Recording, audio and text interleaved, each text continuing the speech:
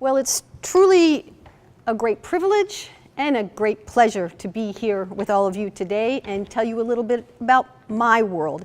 You have come to my world, which is the Arctic. You're sitting in it and you've already seen how changeable the Arctic can be. 1 minute there's a pile of snow on the ground, and the next it's the sun is shining again. This is our day-to-day life here in Tromsø. So what I want to do is take just a moment to focus everybody on the Arctic challenges, some of the Arctic challenges, and in particularly also what Norway, some of the ways Norway is trying to achieve good solutions to these challenges. So if we get the technology to work. Well, that didn't work very well. There we go. Okay, so first of all, remind yourself what the physical environment of the Arctic looked like.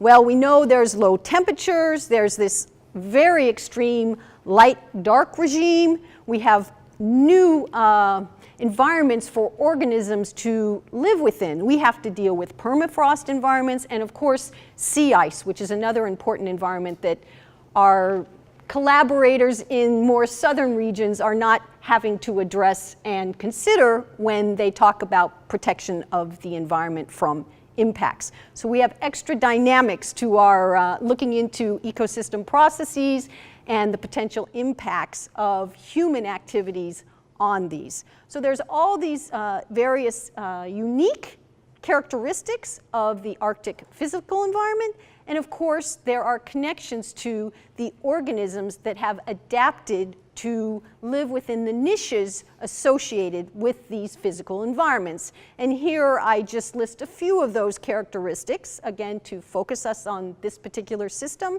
A lot of seasonal aggregations, long-lived and slow-growing animals, high lipid contents because they have to survive for long periods of time when there's no food availability or very limited food availability. We talk about extreme seasonal variability and, of course, migrations, particularly for the large marine mammals like the whales. They can be all over the planet, but they end up here in the Arctic when they're ready to feed heavily. So, and just to give you another example of how this, the differences change over latitudinal gradients, here I show you the zooplankton species Calanus, and there are different species of Calanus, and as you can see, the trend is as you move to the north towards the Arctic, you get larger and larger zooplankton Calanus, and that is because they have to store more and more lipids. And of course, all of you can appreciate that there are very important consequences of lipid storage when it comes to how they survive in the environment, how they take up contaminants, and their whole existence in these extreme environments. It just gives you a flavor of how the differences take place here that we're dealing with in the Arctic relative to other locations on the planet. So, some people say the Arctic is robust, some people say it's vulnerable. Couple ideas, you can come up with your own list, I'm sure, but just to give you examples, some people say that the organisms in the Arctic are adapted to survive in extreme environmental conditions, so they have to be robust. They go long periods of time without readily available food, and they also have to be adapted to survive extreme temperature variations, all of these kinds of things. And then others say, well, they're vulnerable because they do have special physiological adaptations that more southern latitude temperate species don't have, and these can pose particular risks for how they take up and process contaminants, as an example. I've already mentioned several times this issue of high lipids that allows them to store lots of contaminants in these lipid systems, and also just increased sensitivity to contaminant exposure. I don't think we have the answer to this question, and I think we have a long way to go, but what we do know is that the Arctic is at risk, and at risk from many different types of impacts.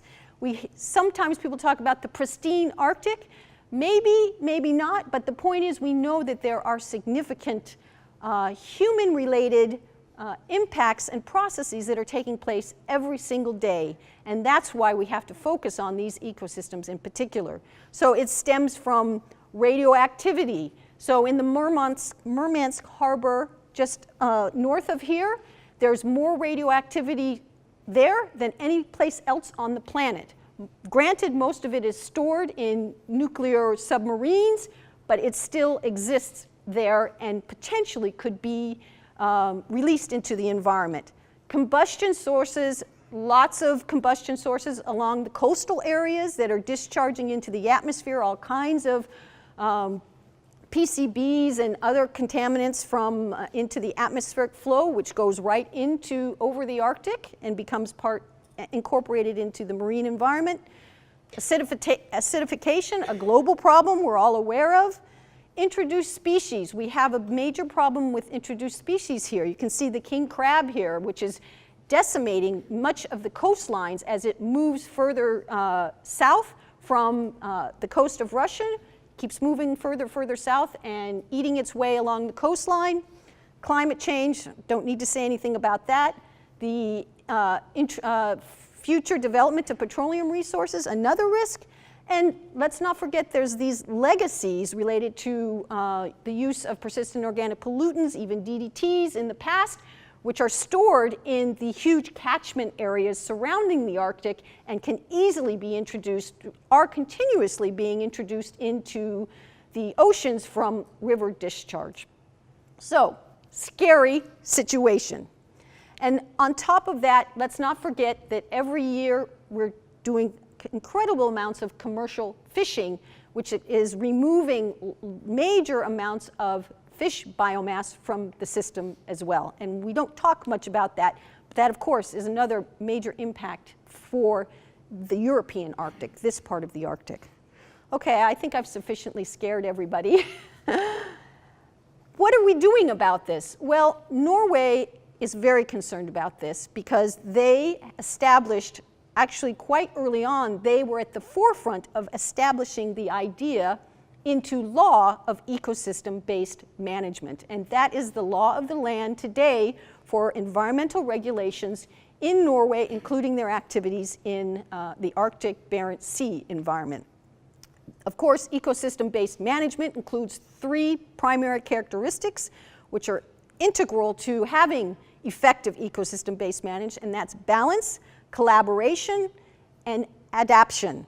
Okay, and of course the whole goal of ecosystem-based management is to protect ecosystem health and provide ecosystem services. So it's about finding this balance, sustainability if you want to use that word, but taking and utilizing the resources that the ocean has to offer, but protecting it from irreversible harm.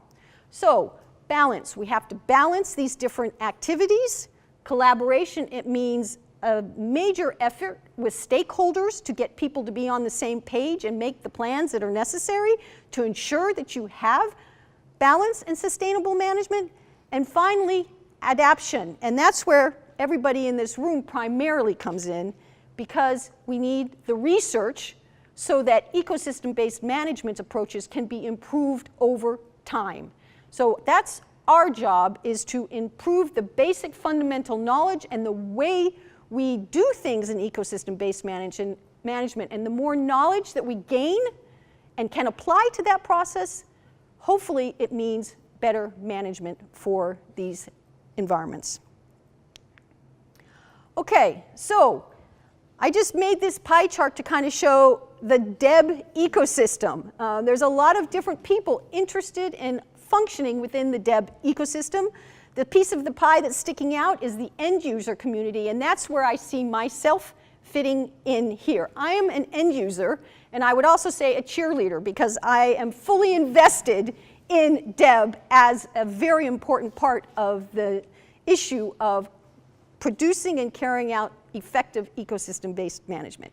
So, but I assume that most of the people in this room are practitioners and developers primarily, but I'm here to voice the perspectives of an end user who needs all this effort, again, to make sure that we're doing things the best way we can, and that we realize that there's more improvement to come always over time. It never stops. So I'm an assistant director at an institute here just across the way. You could walk here, you just walk along the shore and you'll show up at the Fromm Center. And in this Fromm Center are many different national organizations within Norway dealing with environmental protection and environmental research and management. So the particular organization that I'm with, Akvaplan-niva, we're about 110 employees. We collaborate and are tightly connected to the knowledge hub of Northern Norway and Norway in general, and by that we collaborate very closely with the universities. We have different branch offices. We're owned by the Norwegian Institute for Water Research, and as I said, we're based at the Fromm Center, which is a multidisciplinary, multi-institutional facility in Northern Norway related to protection of the environment. But how we work in Akvaplan is we carry out a number of basic research projects in the topics that you see here, but the idea is we use that research as a basis to support different management needs and industrial challenges that are faced by the people that come and ask us for our services. So we're actually taking the basic research and moving it into the applied sector here. So all of this fundamental knowledge that we gain, we then use to support different clients on environmental monitoring, impact assessments, emergency preparedness, different high-level decision support services, et cetera, et cetera. So that's the world I work in. In that world, I am completely convinced about the need for models and modeling approaches, and I'm talking about DEB as well as a fundamental part of modeling. We have to, if we're going to give good advice and talk about what may happen under different situations, we have to be able to examine what I call the what-if scenarios. We have to be able to get past this roadblock of looking at impacts on individuals and finding ways to extrapolate up to population-level impacts. We have to be able to link impacts to biological and ecosystem responses. We have to be able to look at the uncertainty in the numbers and the knowledge that we produce, and we have to be able to use all of this to come up with mitigation approaches, response options, better management tools and approaches. So in Norway, there are two major industries that primarily drive the economic engine of this country.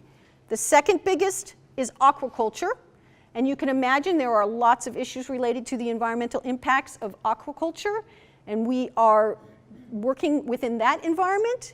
And also, the major economic driver in Norway is oil and gas. And this is where I focus a lot of my efforts, trying to help the oil and gas industry minimize their impacts and also understand what their impacts may be. So now I'm going to give you a short overview of a particular project that I've been working on, and it's how I sort of was introduced to DEB, and as I said earlier on, ultimately became a cheerleader. So this particular project is related to future development in an area called Lofoten, with Lofoten Islands, which is offshore from Tromsø. I'll show you a map in a few minutes. This area, like most areas of the marine environment, there are lots of things going on. There's beautiful nature, so there's a lot of tourism there. There's commercial, the fish eggs and larvae of cod are spawned there, so it's very important to the commercial fishing in the Barents Sea for Atlantic cod. And finally, there is the interest in developing the petroleum resources there. And of course, we need to understand the relationship of potential petroleum with the environment that is there. So we needed to provide knowledge and information. Of course, there are a lot of issues we need knowledge and information on before we explore petroleum resources. But in Norway, two key questions are the ones listed on this slide. We need to have better understanding of what is the potential loss of cod larvae in these nursery grounds in Lofoten from potential oil exposure, and what is the potential impact of these losses on the Northeast Arctic cod stock?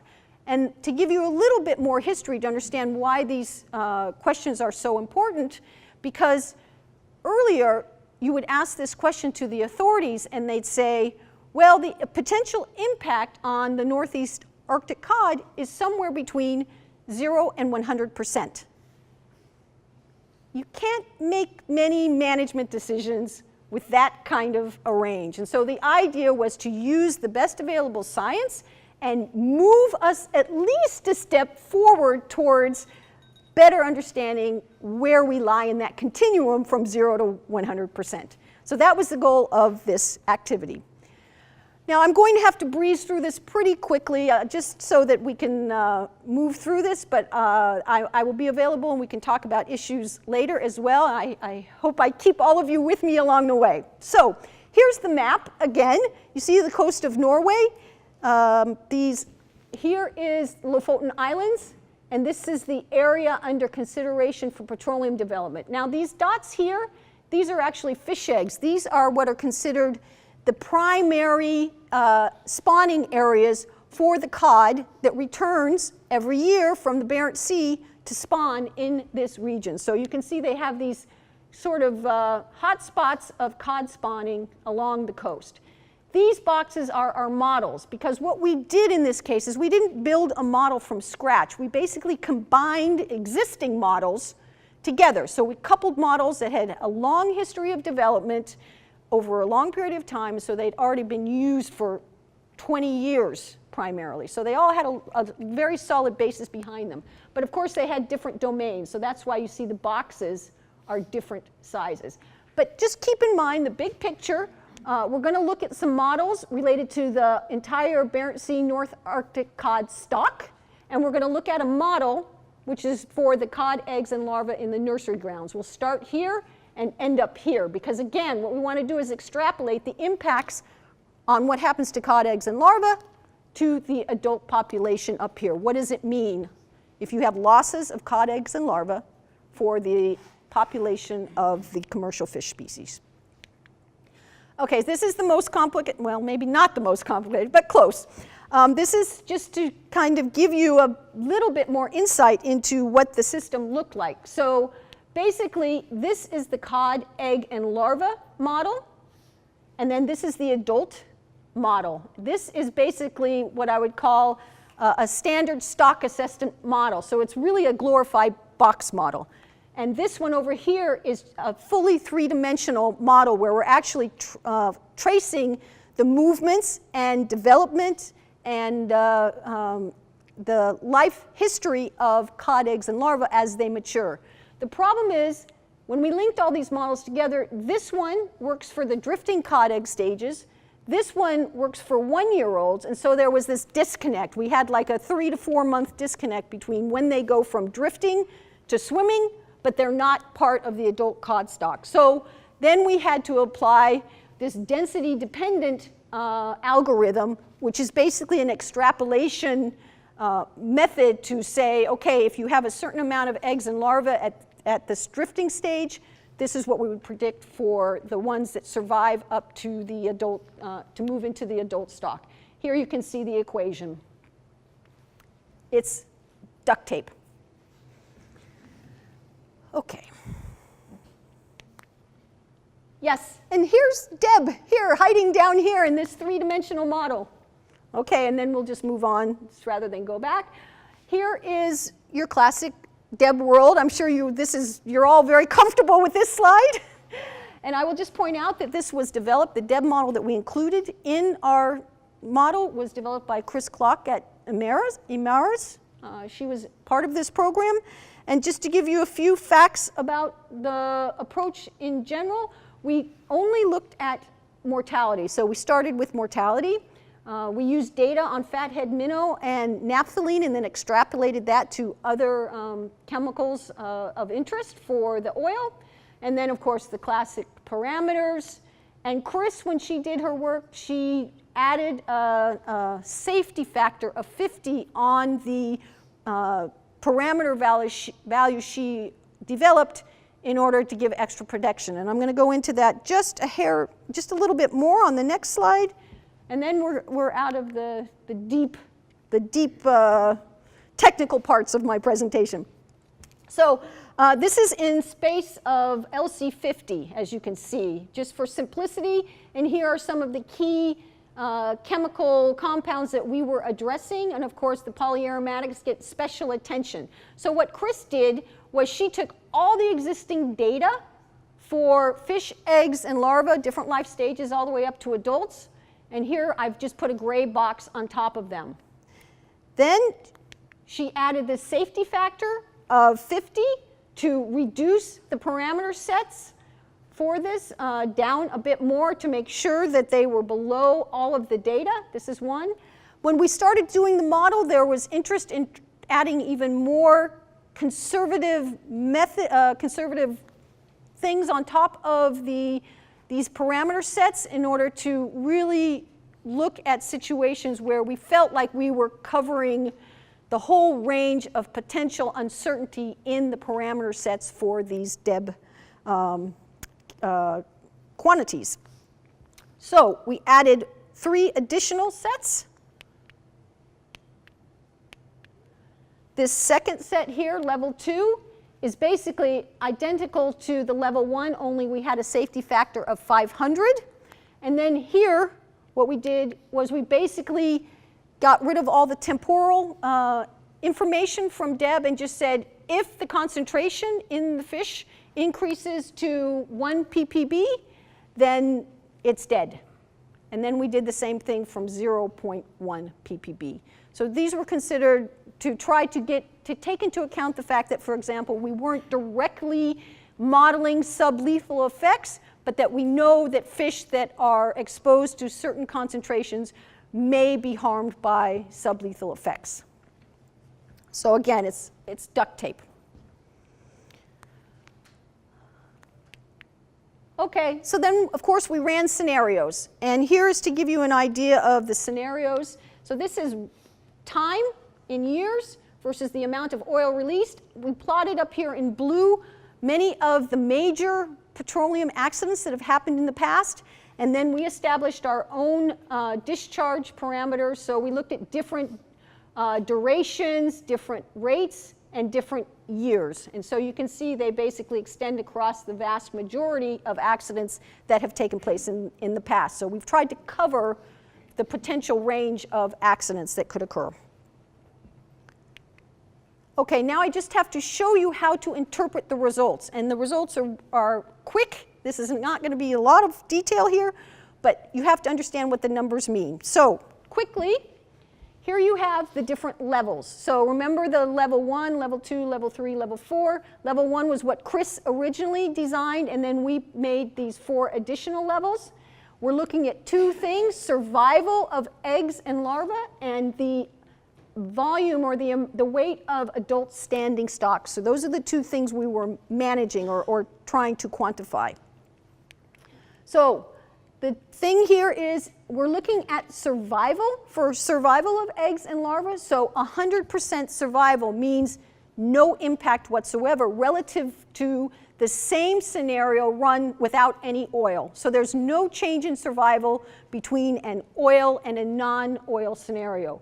So as the numbers go lower, of course, that means more and more impact.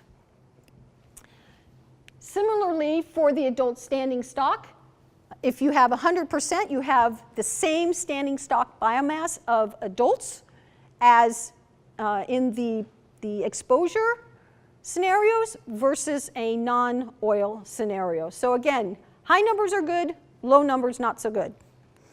Okay, so to synthesize all the runs and all the information from all of these runs, it's one slide. So on the top here is the numbers for the different levels related to the adult standing stocks.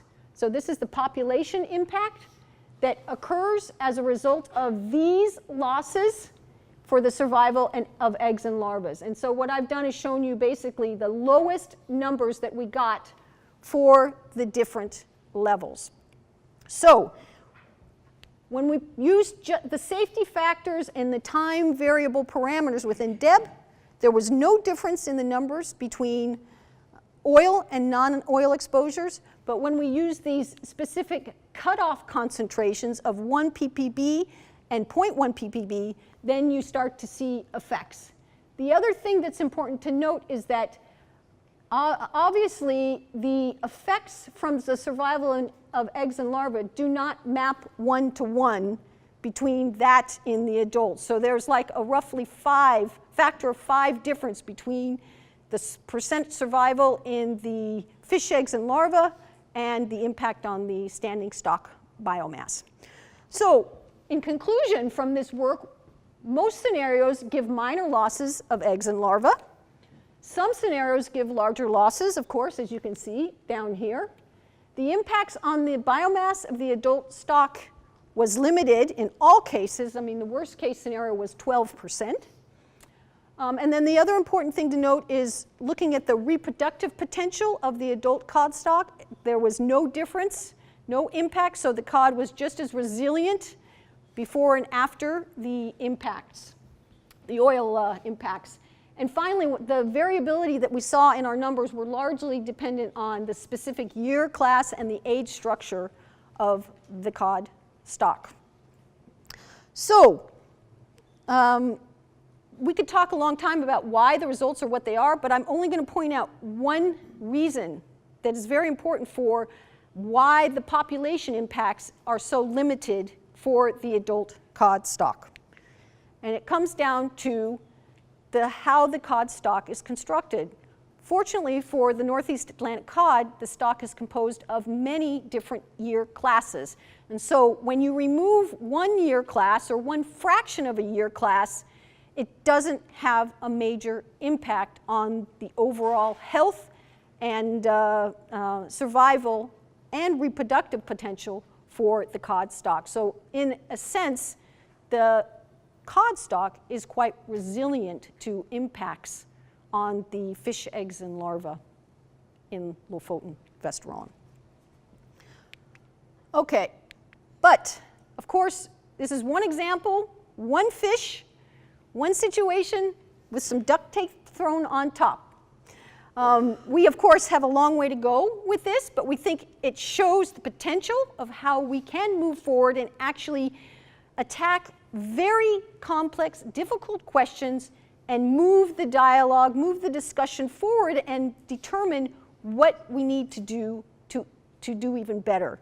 And some of the things we're already going to work on with this particular system is, of course, we need to add different fish species into this. We need to do better with compound mixtures. We haven't, when we first started doing this and Chris developed this, we were not doing mixtures. Of course, there's a lot more work needed to be done with getting good parameter sets and exploring them. And also the other thing we did not do was we only looked up uptake from water, and so there's this whole other issue of what happens if we include uptake through prey as well. And then the other important point here is, of course, different species have different life histories, life history traits.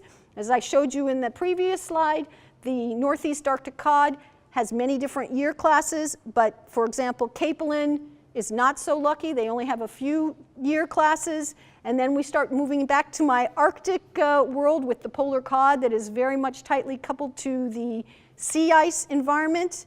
And they have their own, they have more than one spawning year class, but we actually don't know that much about the life history of the polar cod at this point. So there are lots of places, again, where the work you guys are doing is essential to moving forward on these big, important questions for society.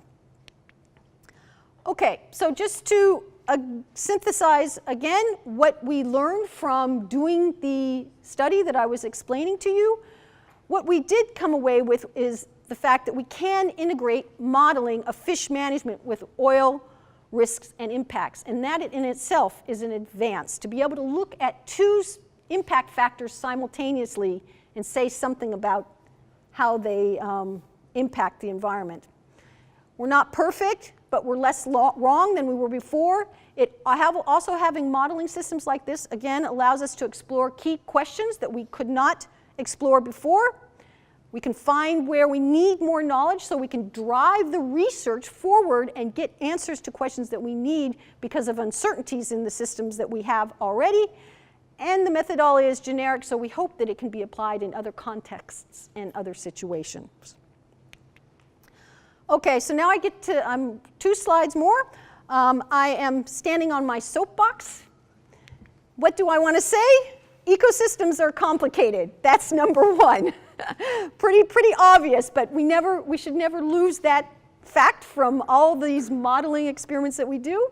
And of course, the corollary to that is models are also complicated. So we have to continually adapt and move forward and consider what we know and what we don't know, all these black swans and white swans and the known knowns and the unknown knowns and these things. We can't become overly confident in what we can say here because of limited knowledge both on ecosystems versus limited knowledge and abilities to translate basic knowledge into mathematical equations.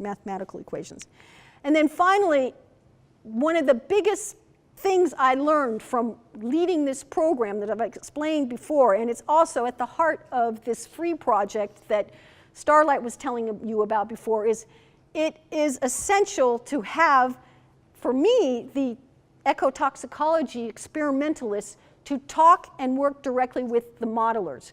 When we started this project, we did this whole huge data mining exercise. And we mined data for a 1.5 years.